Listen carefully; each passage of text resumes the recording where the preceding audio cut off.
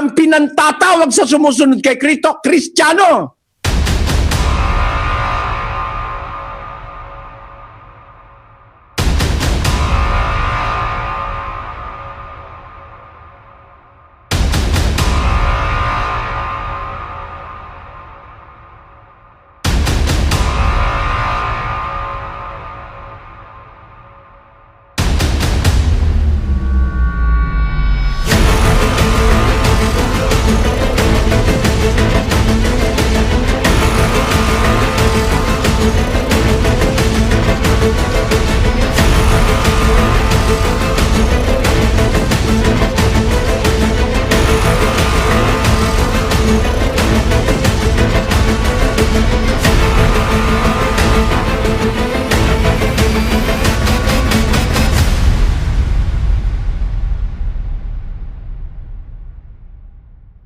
Katanungan ko po yung ganito. Tatanong ko sa inyo, My question is, Itatanong ko lang ho. I just want to ask. tatanong ko lang po kung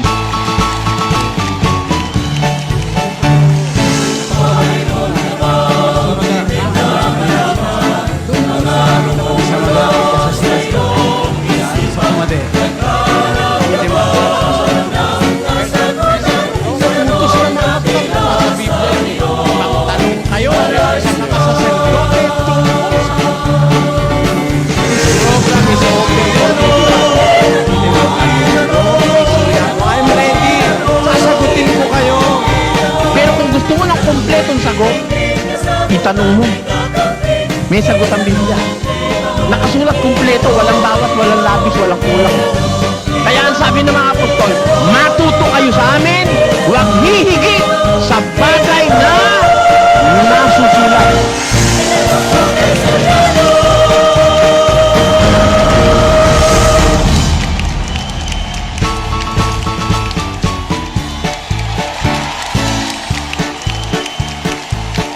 May tawag naman eh.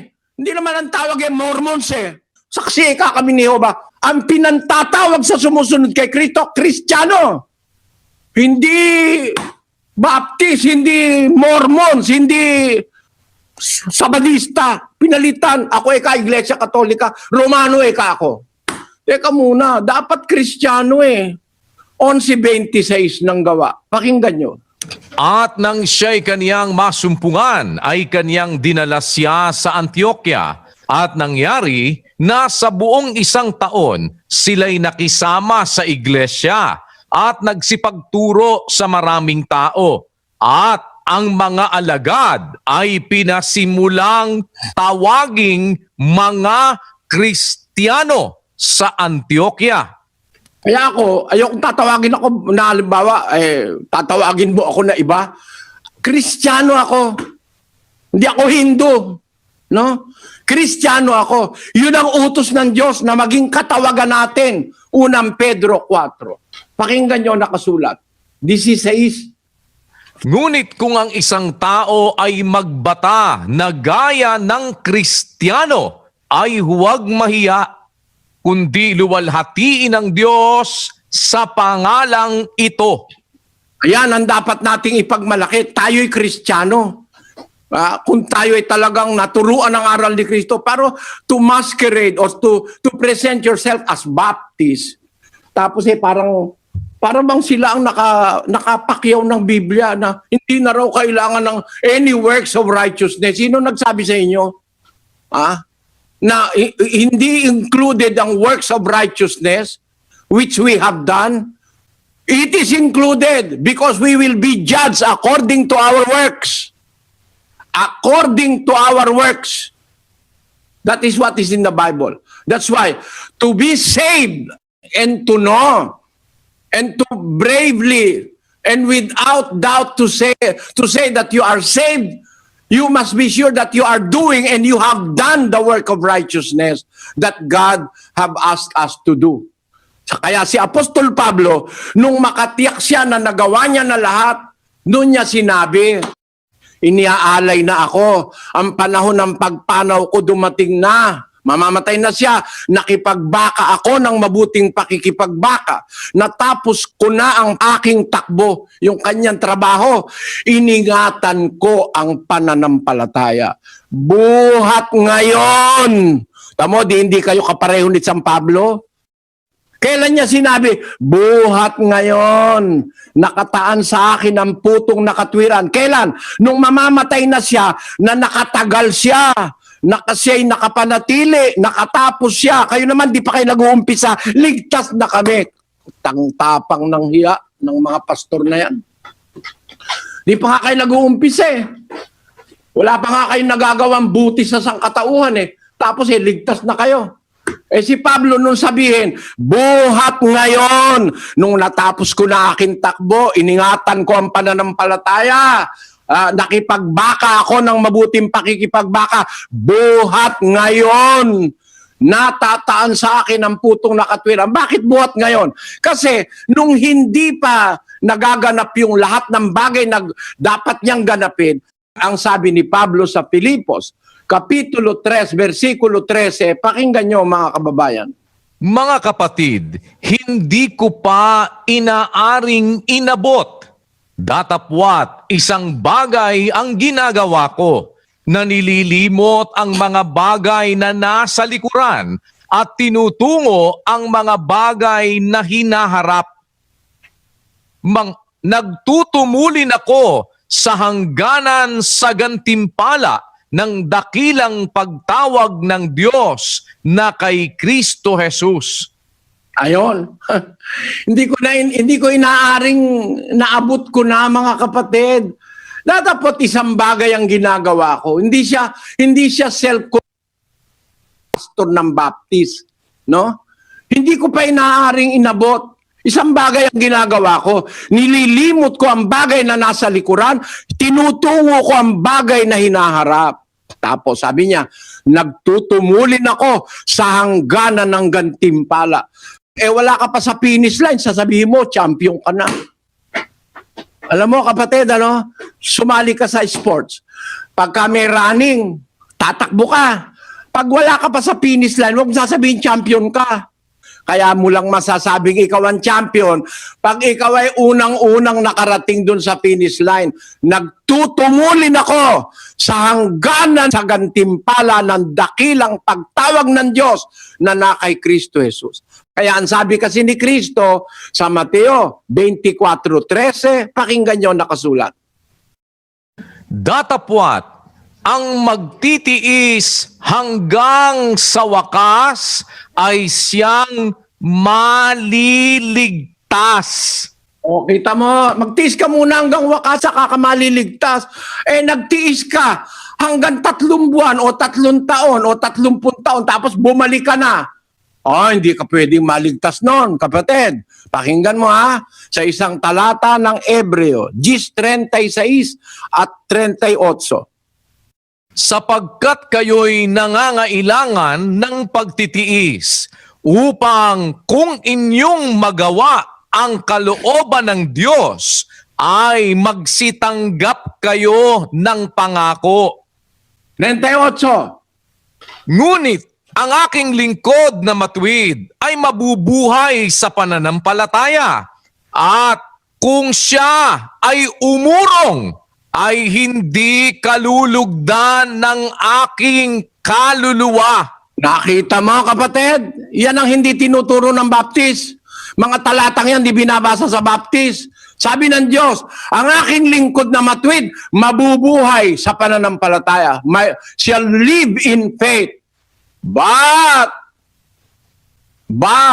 if any man draw back, my soul shall have no pleasure in him. Kung siya'y umurong, hindi siya kalugod-lugod sa aking kaluluwa. Sabi ng Diyos, pag umurong ka kasi, hindi ka na maliligtas eh. Kahit nakasampu ka ng taon, umurong ka, hindi ka maliligtas. Basahin natin ang batayan. Nakasulat sa Biblia yan, O basahin natin ng extra pa.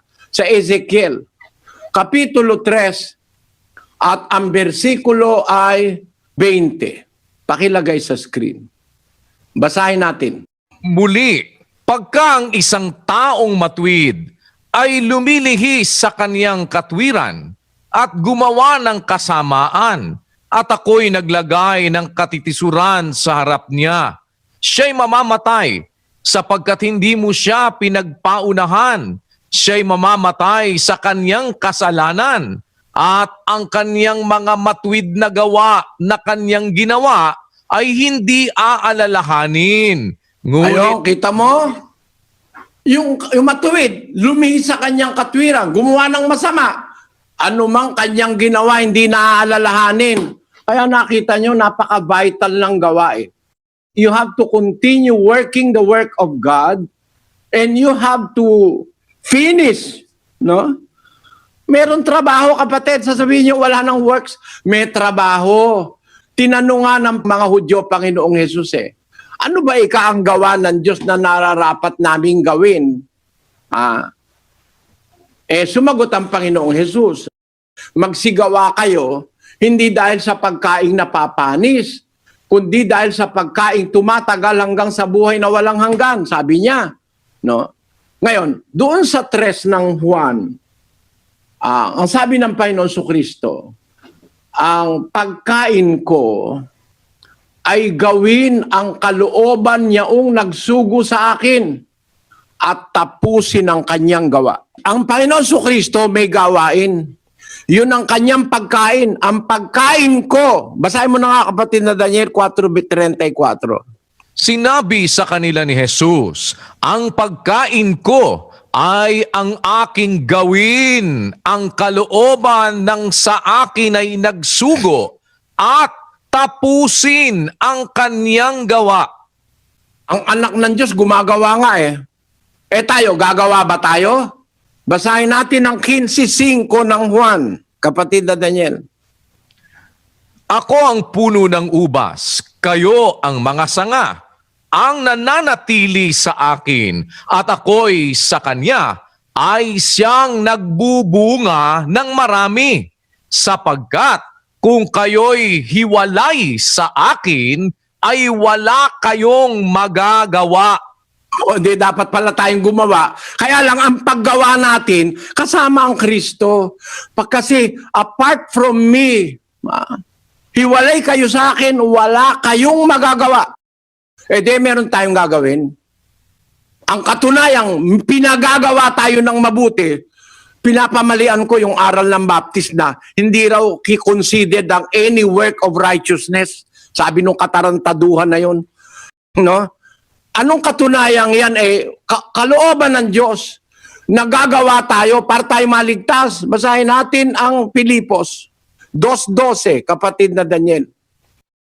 Kaya nga, mga minamahal ko, kung paano ang inyong laging pagsunod na hindi lamang sa harapan ko, kundi bagkus pa ngayong ako'y wala, ay lubusin ninyo ang gawain ng inyong sariling pagkaligtas na may takot at panginginig.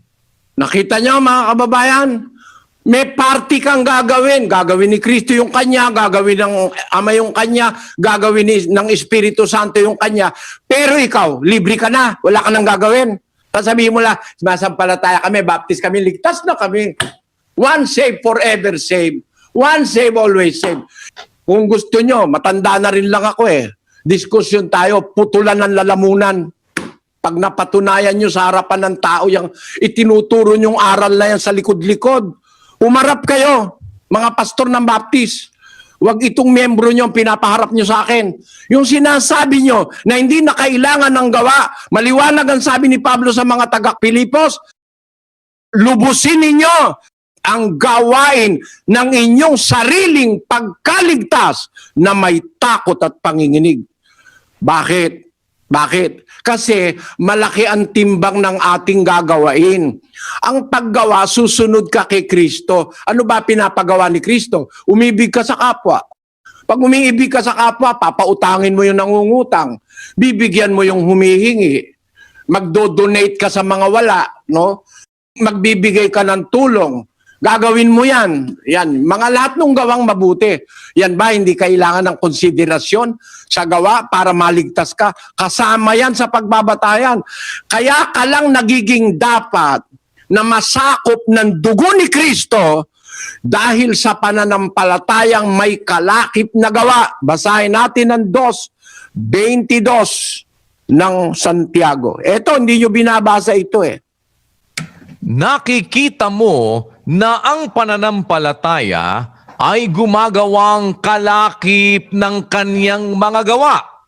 At sa pamamagitan ng mga gawa ay naging sakdal ang pananampalataya. Kita nyo, ang pananampalataya gumagawa kalakip ng kanyang mga gawa.